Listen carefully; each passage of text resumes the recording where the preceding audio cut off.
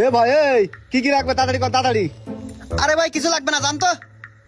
ও ভাই, ওই কেক তো শেষ, তাই 1 ডজন কেক দিই, আর ওই মুড়িও তো নেই, 1 ডজন মুড়ি দিয়ে দিই। ভাই এ ভাই আপনারা বললাম না। ও ভাই আপনি কি বিয়ে করতে আইছেন নাকি? ভাই কোম্পানি চাকরি করে তো কত ভাবে আশা লাগে। কেন ভাই, কোম্পানি কি বলে দিয়েছে শেরওয়ানি পাঞ্জাবি এইগুলো পরে মার্কেটে আসতে?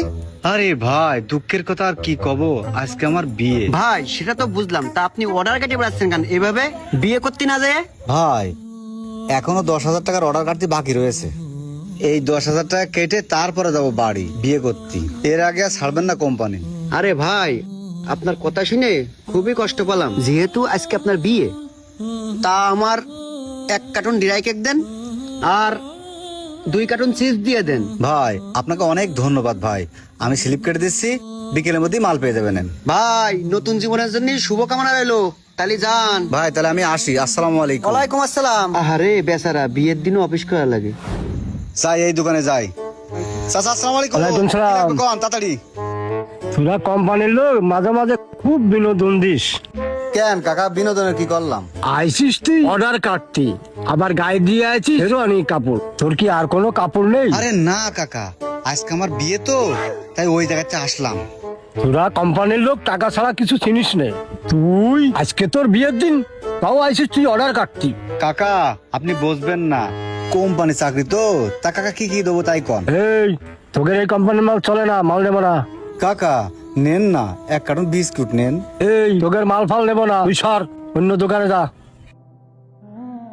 হায় রে জীবন, আজকে যে কপালে কি আছে। অর্ডার কেটে নিয়ে চলে আসলাম অফিসে, গেটটাও বন্ধ, আমাদের জন্য একটু বসার জায়গাও নেই।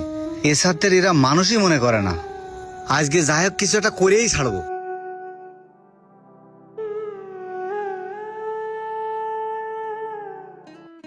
কি ব্যাপার অপু সাহেব, আপনি অফিসে চলে আইছেন, আপনার কি অর্ডার কাটা কমপ্লিট?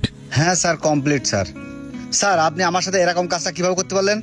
কেন অপু সাহেব, আমি আপনার সাথে কি কাজ করলাম? স্যার আপনি জানতেন আজকে আমার বিয়ে, আপনার কাছে ছুটিও নিয়ে গেছি, তাহলে আপনি কি করে আমার ডিউটিতে আসতে পারলেন? অপু সাহেব, অফিসের যা রুলস আছে, রুলস তো আপনাকে মানতেই হবে। হেড অফিস আপনার সাইডে ভিজিটে আসবে, ভিজিটে যেহেতু আসবে আপনার সাইডে তো আপনাকে অবশ্যই থাকতে হবে।